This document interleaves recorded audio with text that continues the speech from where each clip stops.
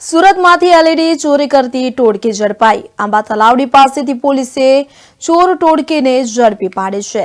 Party પ્લોટમાંથી LED અને ફોકસની ચોરી કરતા હતા તો ડભોલી પોલીસે 3.87 લાખનો મુદ્દામાલ જપ્ત કર્યો છે।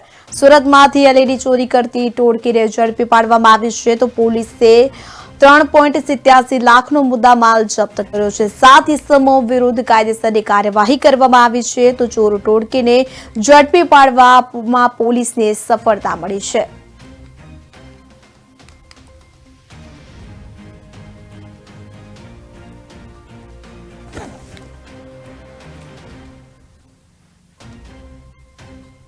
તો સુરતમાંથી એલઈડી ચોરી કરતી ટોળકી કે જેને ઝડપી પાડવામાં પોલીસની સફળતા હાથ લાગી છે। આપને જણાવી દઈએ કે એલઈડીની અને સાથે તેઓ આંબા તલાવડી પાસેથી પોલીસે ચોર ટોળકીને ઝડપી પાડી છે। એલઈડી સાથે ફોકસ લાઇટની પણ તેઓ ચોરી કરતા હતા। પાર્ટી પ્લોટમાંથી તેઓ ચોરી કરતા હોવાનું સામે આવ્યું હતું તો પોલીસને ચોર ટોળકીને ઝડપી પાડવામાં સફળતા હાથ લાગી છે।